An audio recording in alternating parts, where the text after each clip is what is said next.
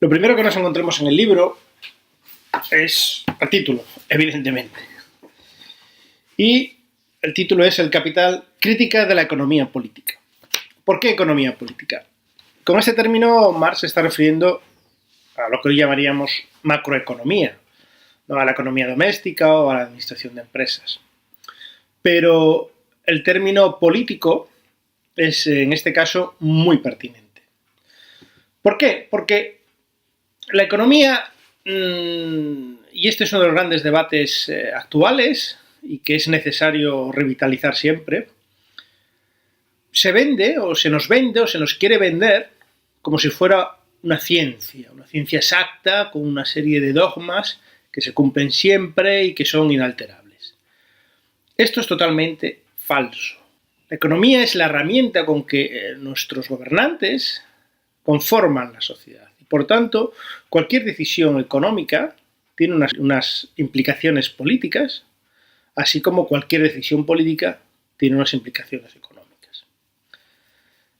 Esto es importante señalarlo porque está en la base del debate actual. La economía no es ciencia. ¿Y por qué digo yo que no es ciencia? Porque la ciencia, más que un corpus teórico, es un método científico, es un método que se basa en la observación de los hechos naturales, en la formulación de una serie de hipótesis, en la comprobación experimental de que estas hipótesis sean ciertas, y si estas hipótesis se demuestran como ciertas repetidas veces, se formula una teoría que ni siquiera llega a ser una ley, porque toda la ciencia es falsable.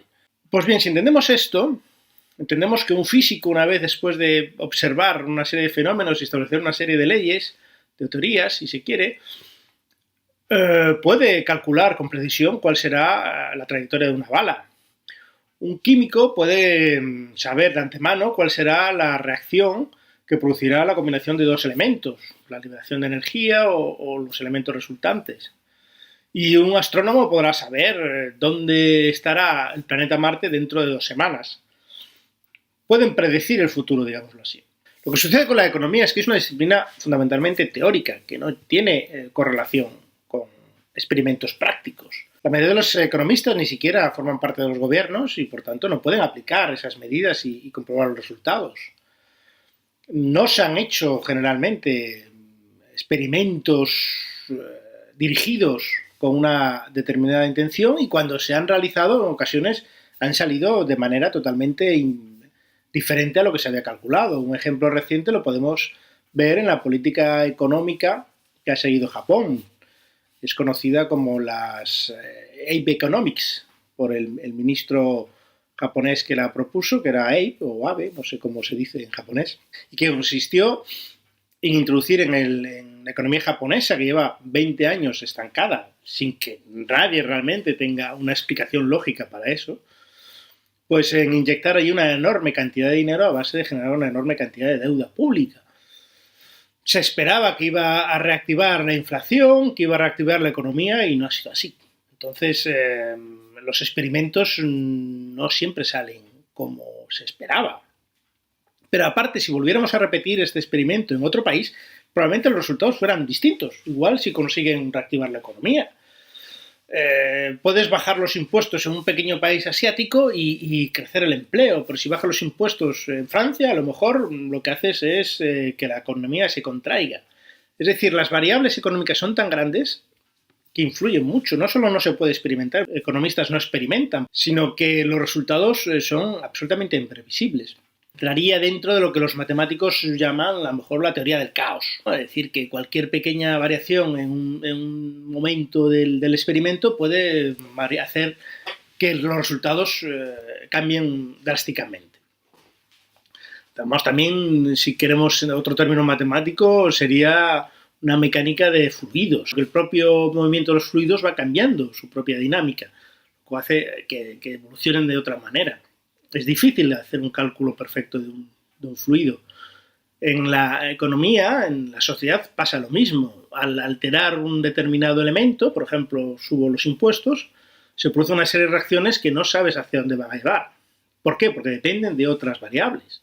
Si aumenta los impuestos pero aumenta la renta, es distinto que si aumenta los impuestos pero la renta se ha detraído. Incluso, esto también es importante señalarlo, muchos economistas entienden que la gente toma decisiones racionales siempre en sus aspectos monetarios. Y esto ya se ha demostrado que es totalmente falso. El hombre es un ser fundamentalmente emocional, más que racional.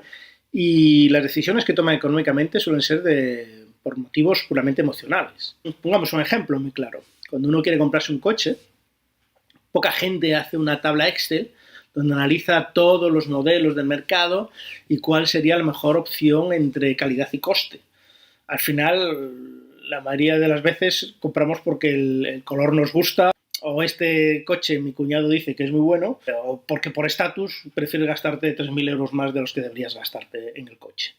En definitiva, dado que la economía, los economistas no pueden hacer experimentos en la realidad, dado que cuando los hacen los resultados varían de un lugar a otro o de una época a otra, y dado que las variables, aparte de ser muy complejas, no son siempre racionales, no se puede considerar de ninguna de las maneras a la economía como una ciencia exacta. Hablamos de ciencia social como un término amable. Esto no quiere decir que todos los economistas sean unos mentirosos, aunque hay más de uno que lo es, sino que hablamos de lo que el gran economista John Kenneth Galbraith definió como el fraude inocente.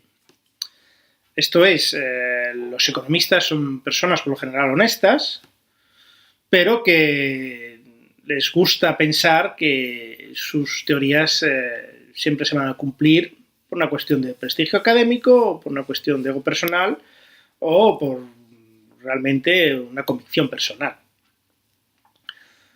Pero cualquier economista realmente sensato tiene que admitir que es imposible hacer una previsión más allá de 6 meses.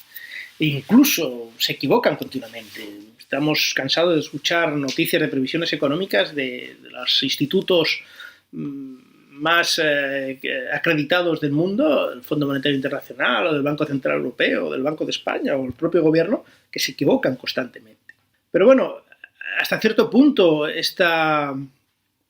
estos pequeños errores pueden ser más o menos asumidos. Se observan unas tendencias y se sacan unas conclusiones.